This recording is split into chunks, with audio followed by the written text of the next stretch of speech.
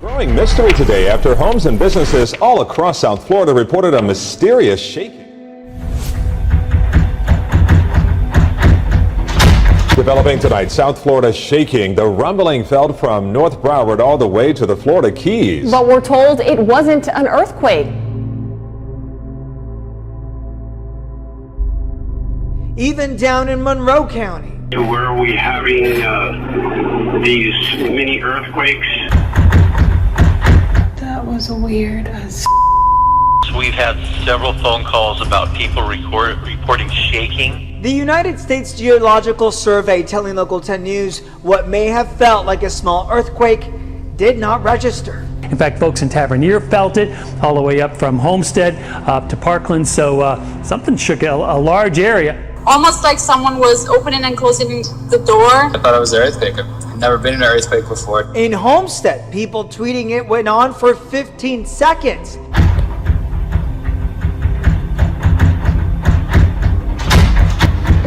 And we did not detect any earthquake activity.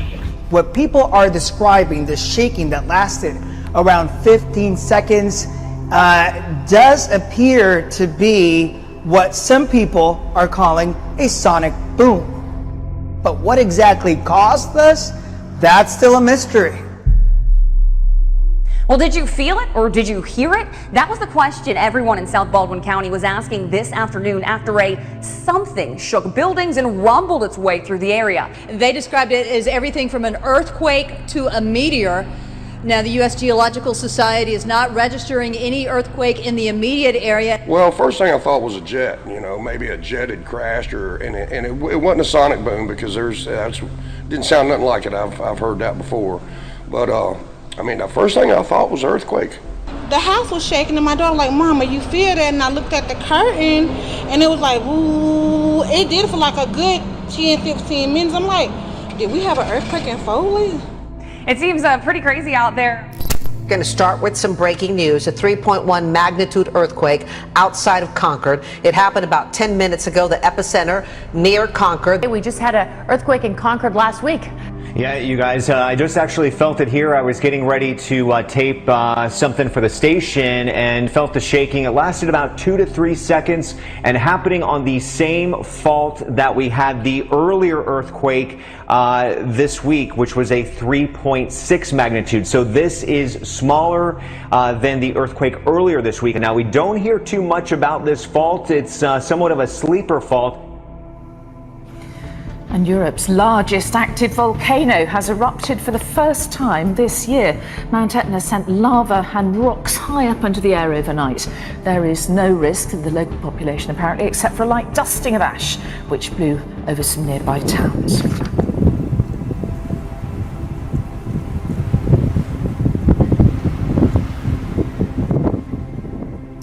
Indonesia's Mount Semeru has erupted, pouring ash and smoke an estimated 3.4 miles into the sky above Java.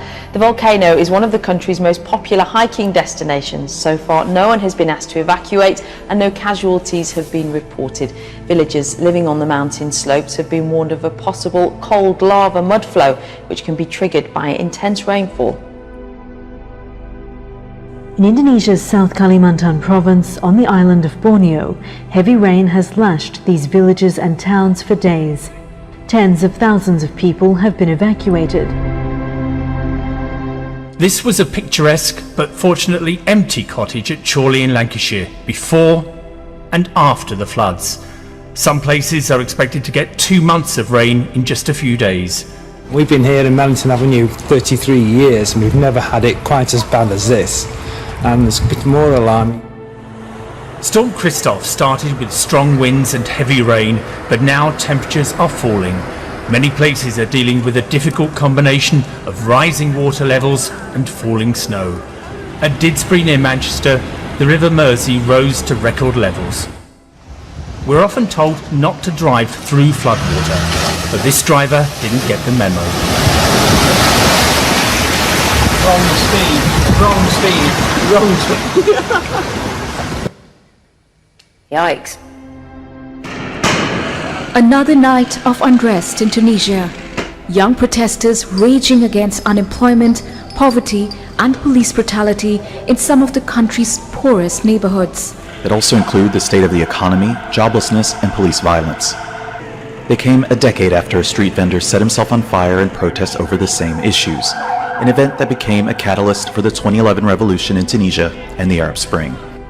The government has deployed army across several cities. Hundreds of people have been arrested. Giants and our news organisations hotted up today.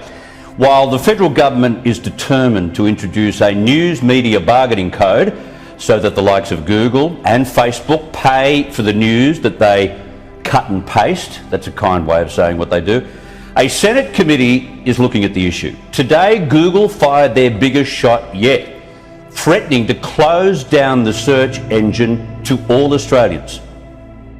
If this version of the code were to become law, it would give us no real choice but to stop making Google search available in Australia. Now that would be a bad outcome for us, but also for the Australian people. And withdrawing our services from Australia is the last thing that I or Google want to have happen, especially when there is another way forward. Now, given the fact that 95% of Australians frequently Google, that's the verb, not the institution, it would have an enormous impact on this country's search for information and the way we use the internet. Looking back into history again with this next story, an archaeological discovery in the Negev now bringing up a very interesting new question. Who in the world was Maria?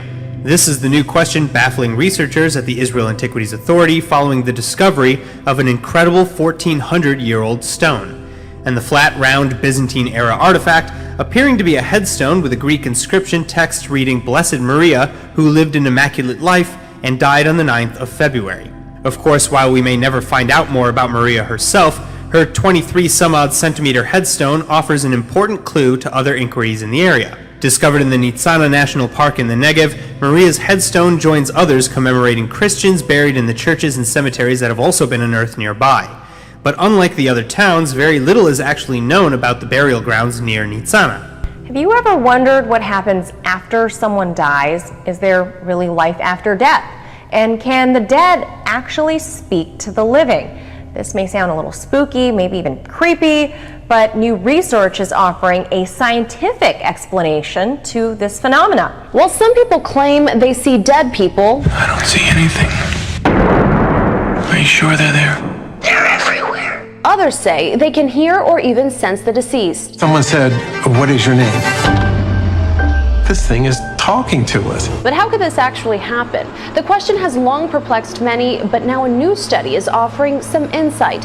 After surveying 65 clairaudient spiritualist mediums from the Spiritualist National Union and 143 members of the general population, the researchers found that these spiritualists have a tendency for absorption, a trait that's linked to immersion in mental or imaginative activities or experience, which can alter states of consciousness. If this is real, people should know. According to the researchers, some people adopt spiritualist beliefs and engage in the practice of hearing the dead. Of the spiritualists surveyed, 79% said hearing voices was a normal part of their lives at church and at home, while 44% said they heard voices every day. Dr. Peter Mosley, co-author of the study at Northumbria University, said in a statement, spiritualists tend to report unusual auditory experiences which are positive, start early in life, and which they are often then able to control. Understanding how these develop is important because it could help us understand more about distressing or non-controllable experiences of hearing voices too. And while hearing voices is often diagnosed as a symptom of mental illness, perhaps schizophrenia, the researchers hope to work out why that's the case for some, while others believe that it's a religious or spiritual experience. We certainly needed something to lighten up a bit. Hopefully it's not really scary news for people out there, but It's hard to understand why it was in the COVID-19 relief bill, but one thing is really clear: lawmakers want to know more. So this mysterious blue light was captured over the skies of Hawaii just this week, and it's these kind of events that have inspired the order for more information on UFOs that was tacked on to that COVID-19 relief bill. We want to know who are they, you know, why are they here, what are their intentions, and how long have they been here? The clock is ticking for the Pentagon's discrete program to investigate UFOs as ordered by a clause in the coronavirus relief bill.